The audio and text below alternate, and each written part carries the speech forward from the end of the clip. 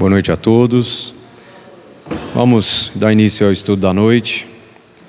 Primeiramente, com o nosso pensamento, nosso coração elevado ao nosso Mestre Jesus, a toda a espiritualidade amiga, aos benfeitores desse hospital de corações.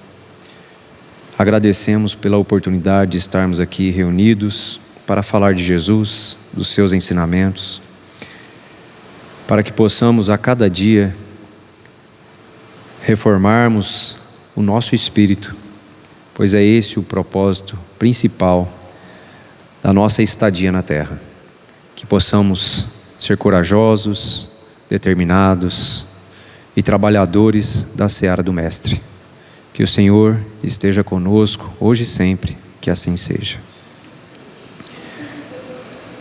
Bom, para o estudo da noite eu trouxe o capítulo 1 do livro Pensamento e Vida, psicografado por Chico Xavier, Francisco Cândido Xavier, e pelo Espírito Emmanuel.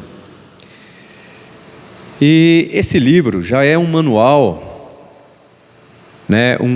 uma cartilha da nossa postura como encarnado aqui na Terra.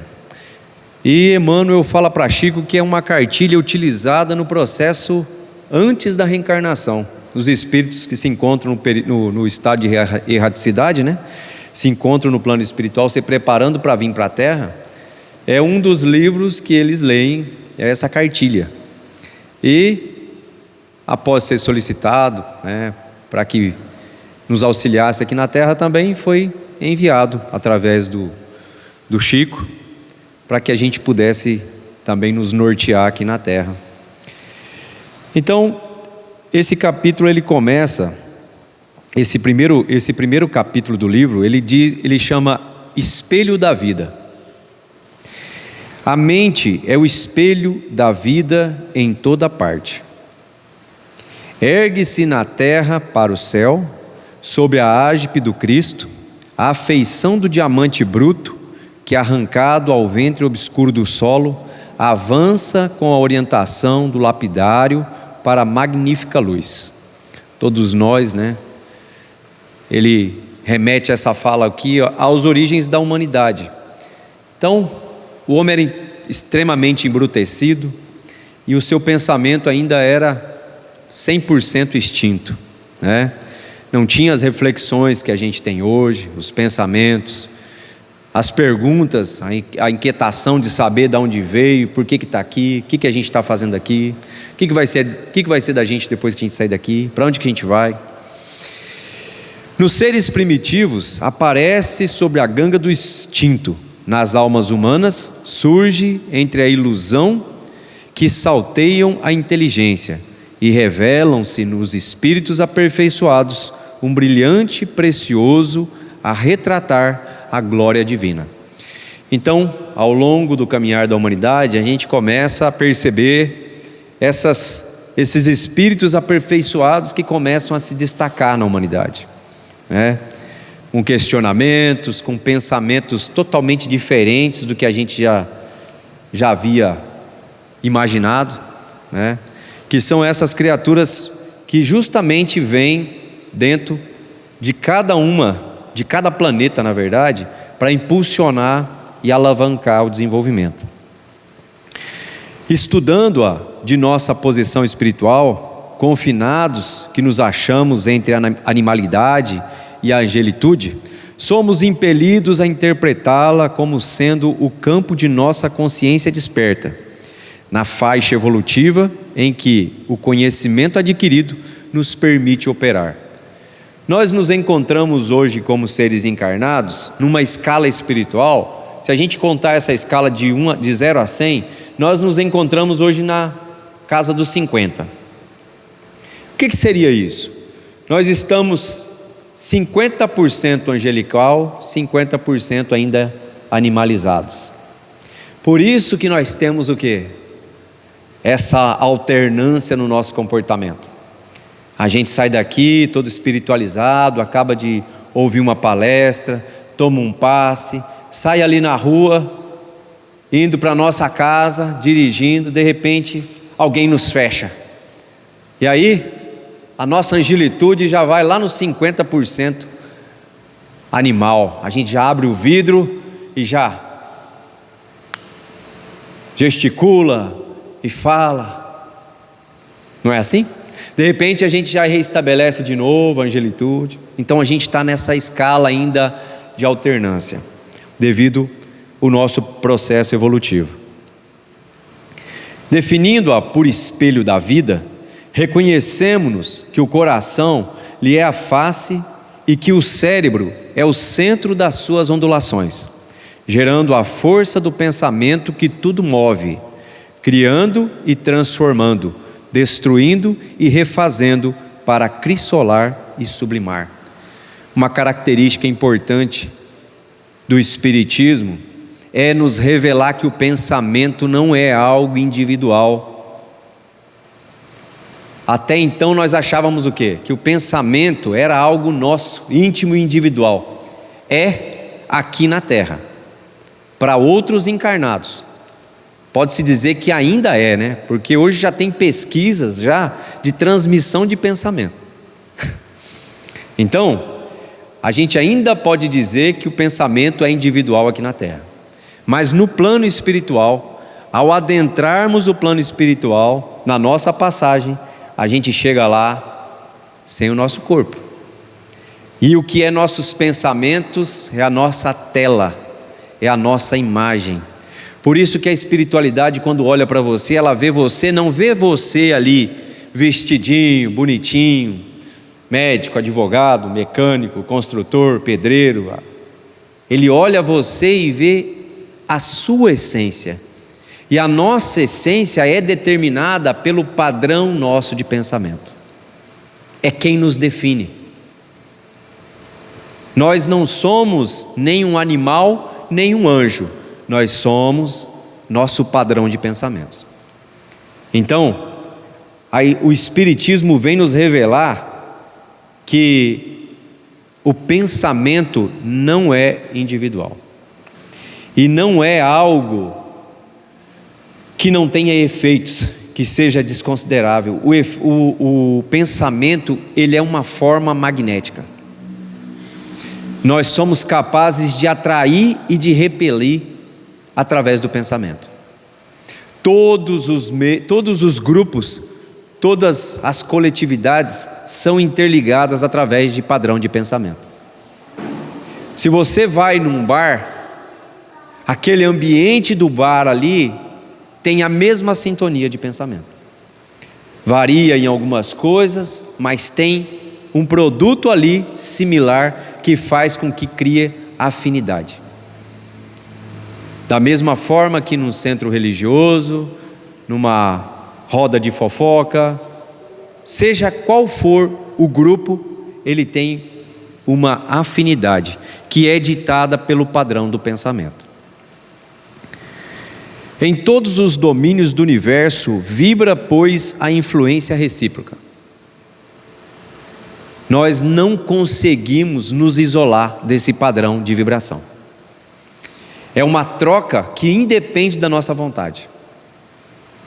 Nós não somos seres individuais, né? Nós não conseguimos viver isolados, nós vivemos em coletividade. Então, você está primeiro dentro da sua casa, né? Rodeado de pai, mãe, irmãos. Depois, esposa, filhos. No ambiente de trabalho, né? No convívio de amigos, no convívio do centro religioso. E aí vai todas as outras nossas coletividades. Tudo se desloca e renova sobre os princípios da interdependência e repercussão. Nosso padrão de pensamento, ele pode ser alterado através do nosso processo de reforma íntima. Quando nós pensamos que a vida começa no berço, termina no túmulo e não tem nada mais fora disso, o pensamento ele toma uma condição de liberdade que nós podemos abusar. Então eu acredito o quê? Que eu posso pensar o que eu quiser, posso construir na minha imaginação o que eu bem entender, pois o dia que eu morrer, acabou meu pensamento, acabou minha vida.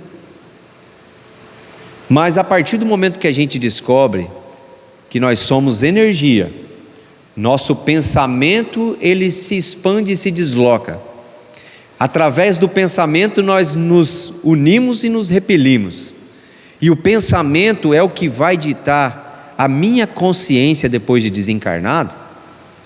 A gente começa a se preocupar um pouco mais e começa a olhar para dentro para ver quem realmente nós somos. Porque gera um incômodo você saber que você é seus pensamentos. Porque se nós tivéssemos capacidade nesse exato momento, ter um capacete aqui, falar, pessoal, vamos fazer um teste aqui, cada um vem pôr o capacete aqui e seu pensamento vai aparecer aqui na tela. Alguém se oferecia como candidato? Seus pensamentos aparecerem aqui na tela sem nenhuma trava, nenhum controle, como eles vêm na sua mente? Alguém aqui já tentou fazer meditação?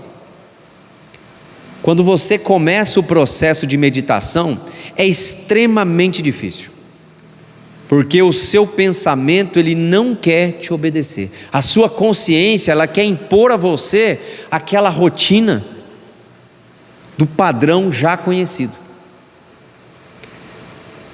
Há um tempo atrás saiu uma pesquisa falando que a gente tinha em torno de 9.000 pensamentos por dia. Hoje dizem que não é 9.000, é de 50 a 60 mil pensamentos nós temos por dia.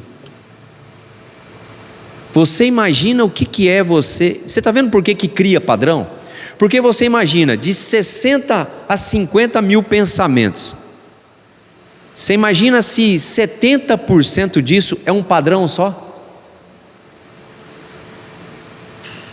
Cria a sua personalidade, define quem é você, aqui como encarnado, e depois de desencarnado, consequentemente. Então, naquele livro, Ação e Reação, que André Luiz vai com um espírito, agora que eu não me lembro o nome, junto a fazer o resgate de um rapaz que estava sendo obsediado pelo tio. O que é a espiritualidade lá, né? Os Vingadores lá fala que ele encontra o líder dos Vingadores lá numa colônia espiritual que tinha se juntado, ajudando o tio a se vingar do sobrinho. Ele fala que como que ele conseguia identificar como obsediar o sobrinho. Ele falou, é simples, a gente se aproxima dele e começa a observar o padrão de pensamento. Vocês já viram quando, em algum ponto da cidade, quando eles vão implantar semáforo, como que eles fazem? É uma análise de fluxo. Então ele fica contando lá, um caminhão, um carro, uma moto, outro caminhão, outro carro, outra moto. Eles fazem a mesma coisa com a gente. Eles se aproximam de nós e fica lá, pensou isso, pensou isso, pensou de novo isso, agora pensou isso, pensou isso, pensou de novo isso. Está criando o quê? Padrão. E a gente repete aquele pensamento até que a espiritualidade consegue identificar o nosso padrão. É aonde nós vimos aqui num centro espírita, porque nós estamos sendo obsediados, e às vezes a gente vê um irmão nosso falando, não, mas é ele que me atrai. Por quê? Eu até nem queria, mas ele me atrai. Eu fico aqui, depois ele me chama de volta. Como que a gente chama ele de volta? No nosso padrão vibratório, no nosso padrão de pensamento. O reflexo esboça a emotividade plasma a ideia determina a atitude e a palavra que comandam as ações. Toda ação nossa não é antecedida de um pensamento? Eu vou tomar água, eu penso, vou tomar água, e aí você toma água. né? Eu vou fazer tal coisa. Primeiro você vem no pensamento. Se for uma coisa mais complexa, você pensa as consequências, pensa como fazer, qual que é o primeiro passo, e aí você vai lá e faz. Então, qual é o problema de eu ter pensamentos ruins? É você projetar, como se você fosse construir. Vocês já chegaram para uma pessoa que está pagando para um profissional, para um arquiteto fazer um projeto de uma casa, e aí você chega para o cara e você fala: mas você vai construir? Não, só estou fazendo um projeto. Mas se você nem pensa em construir, por que você está fazendo um projeto? Assim somos nós. A partir do momento que a gente começa a fazer esses projetos na nossa mente, através do pensamento, é como se a gente se preparasse para executar. E é onde a gente, de novo, entra no padrão vibratório. Então, quando a gente quer saber qual é a nossa companhia espiritual, vocês já viram, às vezes a gente conhece alguém que a pessoa tem uma mediunidade, né, de evidência, e aí a pessoa fala: nossa, queria saber quem está andando comigo, qual que é o tipo de espírito que está andando comigo. Você não precisa nem de vidente, basta você analisar seus pensamentos, você já vai saber qual é a sua companhia espiritual, né? Em semelhantes manifestações, alongam-se os fios geradores das causas de que renascem as circunstâncias, válvulas obliterativas ou alavancadas liberadoras da existência. Ninguém pode ultrapassar de improviso os recursos da própria mente, muito além do círculo de trabalho em estagia. Contudo, assinalamos todos nós os reflexos um dos outros dentro da nossa relativa capacidade de assimilação. Então, quando eu tenho um padrão vibratório um pouco mais esclarecido, mais elevado, e eu entro em contato com alguém que tem um padrão vibratório, pensamentos de escala mais inferior, o que acontece? Não dá sintonia. Sabe quando você conhece alguém e você praticamente nem troca poucas palavras e você fala: nossa, a gente costuma dizer o quê? Meu santo não bateu com fulano, né? A gente não vê afinidade, não tem assunto, não tem nada que ligue, né? Da mesma forma que quando a gente encontra alguém que tenha essa afinidade, que seja através desse padrão de pensamento, tudo discorre, é a conversa, né? Parece que você conhece a pessoa há tempo, porque até o assunto flui com uma facilidade, né? Você fica 15, 10 minutos do lado da pessoa, 1 hora do lado da pessoa, parece que passou 10 minutos, né? E às vezes a gente encontra uma pessoa dessa no ônibus, no avião, a viagem passa assim, você fala: nossa, foi tão rápido a viagem. Ninguém permanece fora do movimento de permuta incessante. Como eu disse antes, nós somos incapazes de ficar fora dessa interferência, porque, como eu disse, nós somos seres coletivos, nós andamos em coletividade.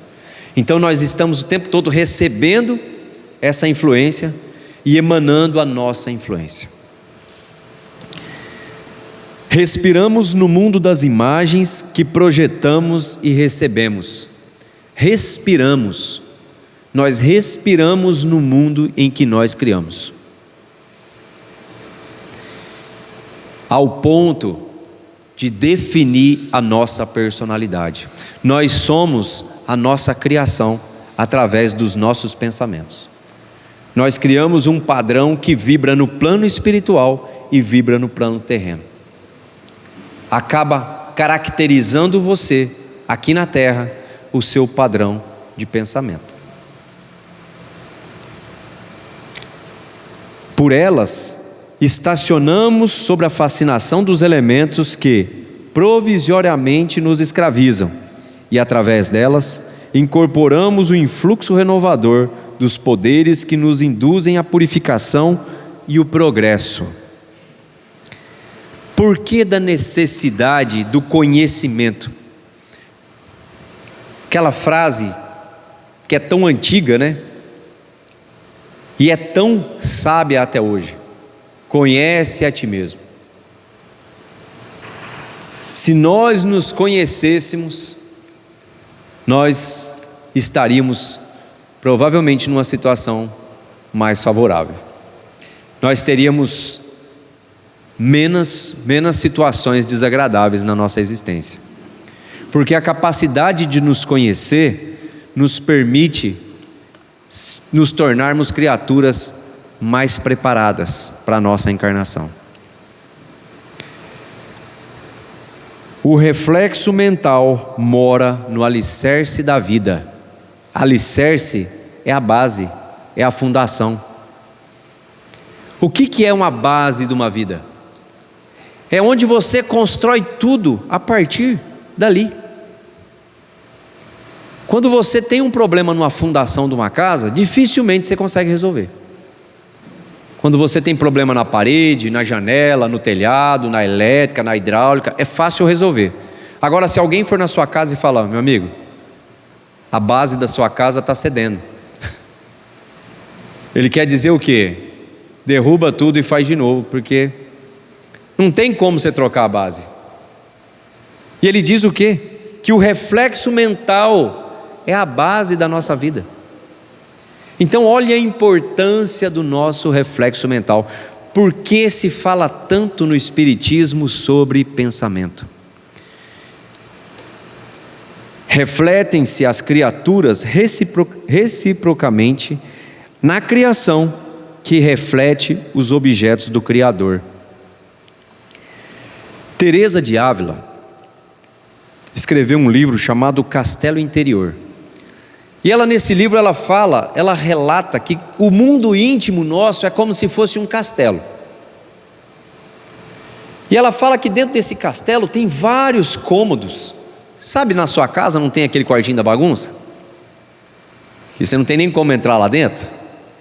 Então ela fala que nesse castelo tem vários cômodos obscuros, cheio de coisas imprestáveis, né? Estragadas, poeira, mofo.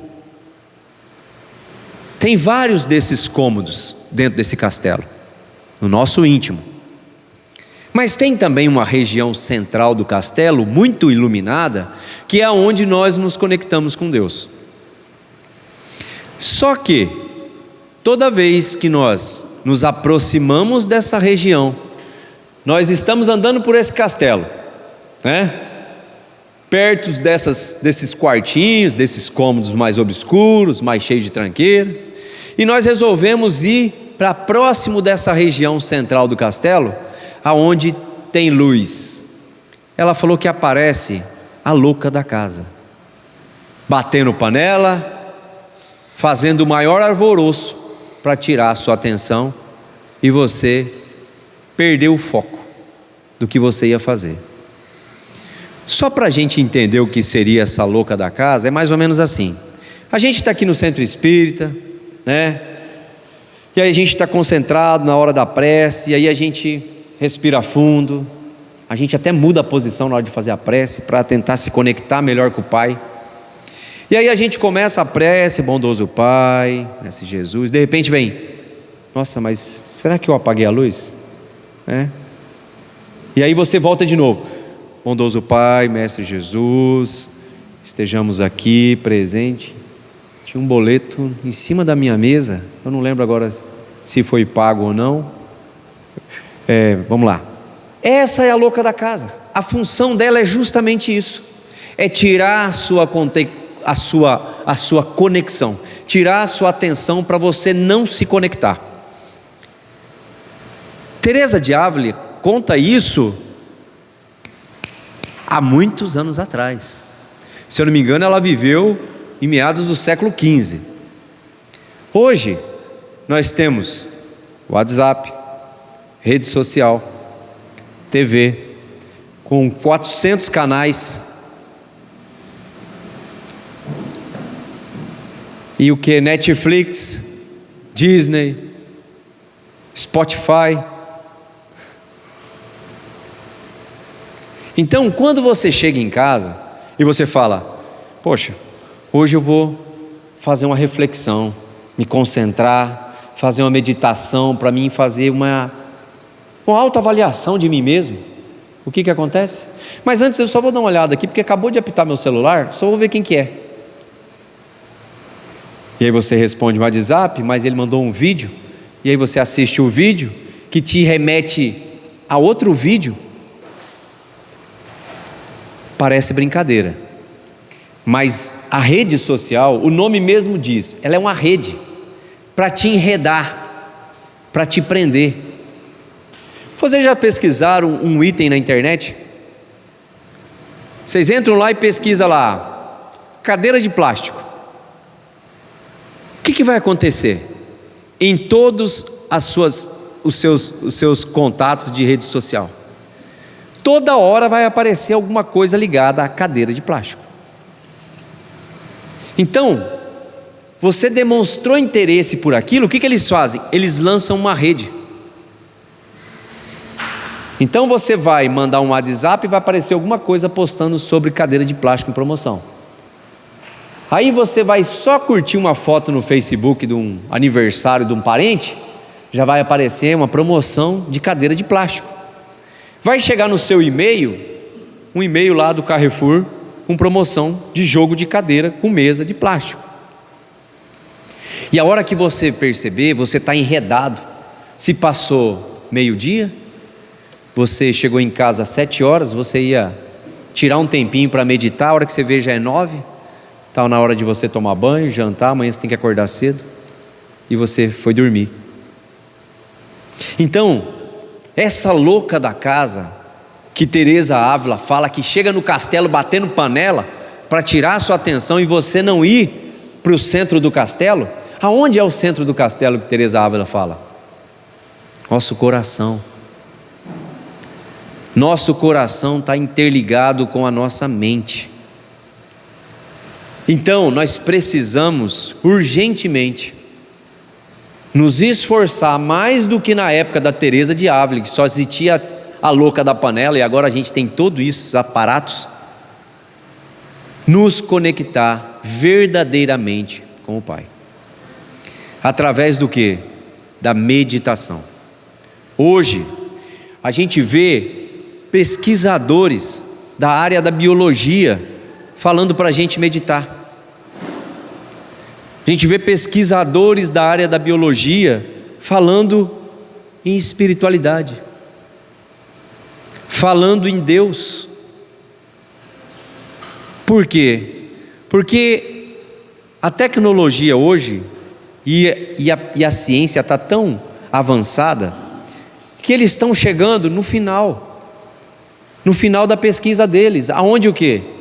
Aonde não tem mais nada, a não ser Deus, o princípio da vida. Então o homem ele foi capaz de pegar e ir fazendo subdivisões, chegou na célula, e aí foi subdividindo, no átomo, e aí eles chegaram numa nanopartícula, que não tinha mais como dividir, e aí eles pegam essa partícula, e colocam dentro de um aparelho que eles chamam de acelerador de partícula, e faz o que? Essas partículas tromparem uma na outra, se chocarem. Mas nós estamos falando de matéria, né? É uma partícula de um vidro, uma partícula do metal. Então, se a partícula é matéria, quando ela se chocasse, o que ia ter que fazer? Ia ter que ter partículazinhas menores. Só que o que aconteceu para surpresa deles? Quando acontece esse choque, o que vem é um impulso elétrico. Agora eu pergunto: eletricidade é matéria? Então hoje a ciência está descobrindo o quê? Que a matéria, ela não existe. Tudo é energia. Nós somos energia, como tudo que está ao nosso redor é energia. Então os materialistas hoje vão ter trabalho hoje. A vida deles ficou complicada agora. Porque se não existe mais matéria, o materialista vai ser o quê? Então hoje você coloca na internet lá, partícula de Deus, tem um cientista falando de uma partícula chamada Deus. Cientista é a classe mais ateia que existe. E eles, quando descobrirem Deus, eles vão ser mais crentes que a gente, que estamos aqui estudando, falando. Eles vão provar através da negação. Então ele pega e fala: eu vou provar que não existe. E aí chega no final, o que sobrou? Então, hoje a gente vê a necessidade de nós fazermos essa busca interior, esse mergulho. Você pega um livro de empreendimento. Esse dia eu estava vendo um vídeo sobre empreendedorismo, e o cara começa o vídeo falando assim: se você quer prosperar nos seus negócios, primeira coisa que você tem que fazer, o cara deve pensar, acordar cedo, trabalhar mais. Ele fala: você tem que perdoar seu inimigo, você tem que desfazer todo e qualquer desentendimento que você tenha. Resolve a sua vida emocional primeiro, porque ela vai refletir no seu trabalho, na sua desenvoltura empresarial, no seu negócio. Você fala: mas caramba, quando eu estou na igreja tudo bem, eu estou falando de perdão, agora eu venho para o profissional também. A espiritualidade é o que Kardec disse: o mundo não ia se transformar todo em espírita, mas e sim em espiritualista. É o que está acontecendo. A gente está vendo a espiritualidade brotar onde? Na ciência, nos negócios, nas outras religiões.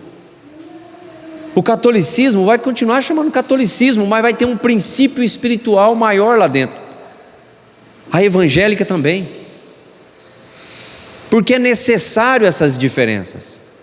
É necessário a Igreja Católica para acolher aqueles corações que precisam daquela informação, daquele formato. Os evangélicos também, e todas as outras classes.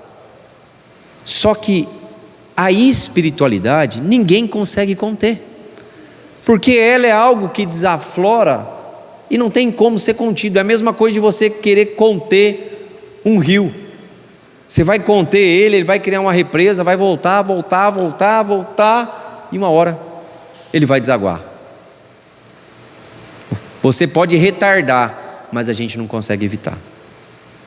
Por isso que Jesus dizia: eu sou a verdade. A verdade, ela não precisa ser defendida. A gente às vezes tem uma ilusão de: não, eu preciso defender. Não, a gente não precisa. A verdade a gente não precisa defender. A gente tem que defender a mentira, porque a mentira tem perna curta. Ela, uma hora ou outra, vai vir à tona, vai vir a chão. Agora a verdade, ela pode passar 1 ano, 2 anos, 50 anos, ela vem à tona. É a mesma situação que a gente está vendo hoje da espiritualidade no planeta Terra. Ela está vindo à tona e não vai ter nada que vai segurá-la, né? Então era esse o estudo que nós tínhamos para hoje. Então nós nos colocamos de joelhos espirituais perante ao nosso Mestre Jesus, perante ao nosso Pai amado, em gratidão a esses ensinos que vêm do alto, como uma água fresca a refrigerar o nosso coração em chamas, as nossas aflições, o nosso desespero, acalmando nossa consciência, mas também nos convidando à necessidade do estudo e do trabalho, para que possamos nos autoconhecer e a partir de então buscar a nossa melhora, a nossa transformação, para que possamos retornar à nossa pátria espiritual com o dever cumprido e adentrar a espiritualidade como trabalhadores da seara do Mestre. Que o Senhor esteja sempre conosco, hoje e sempre, que assim seja.